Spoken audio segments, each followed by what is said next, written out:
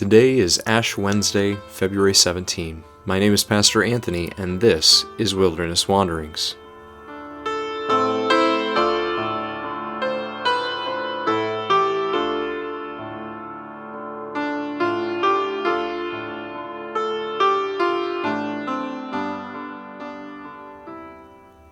Today our text comes from Luke chapter 4.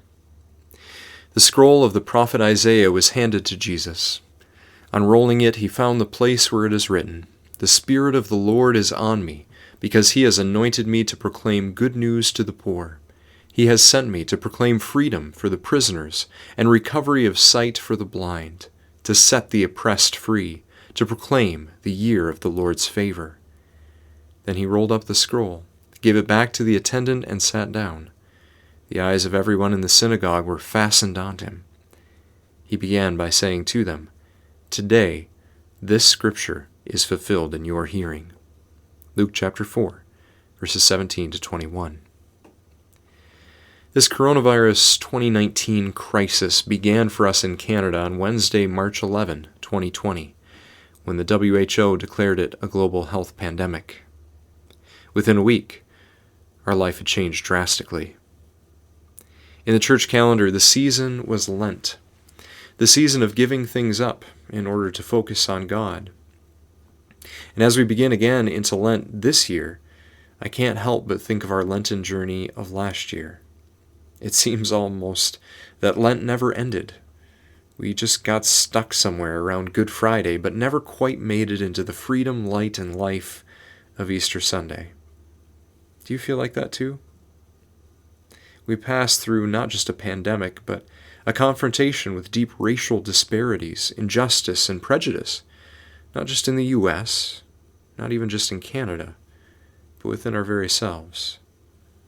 We witnessed deep political divides and deep divides over how to navigate pandemic restrictions that drove families, churches, and neighbors apart, and that in many places still do.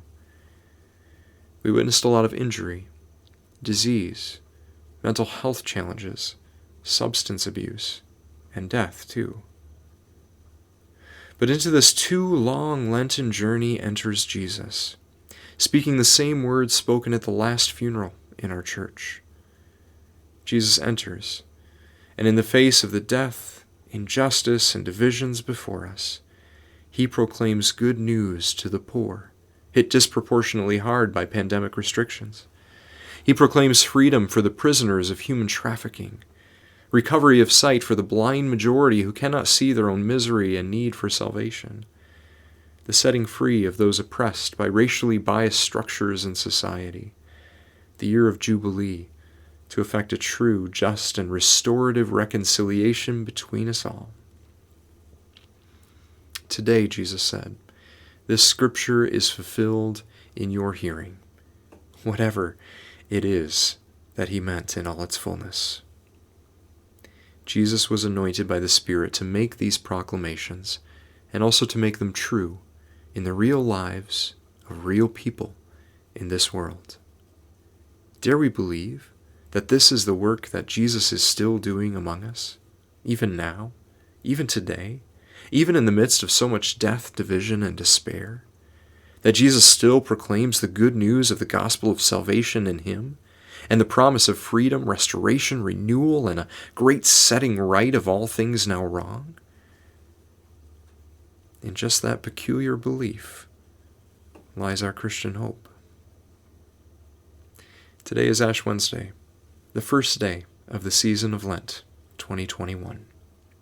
But instead of focusing on ourselves and the things we need to give up, to confess, or to do better in, as we might usually do for Lent, we're going to focus instead on our Christian hope in these things that God has done, is doing, and will do until they are done. For us as Christians, that hope begins and ends with Jesus.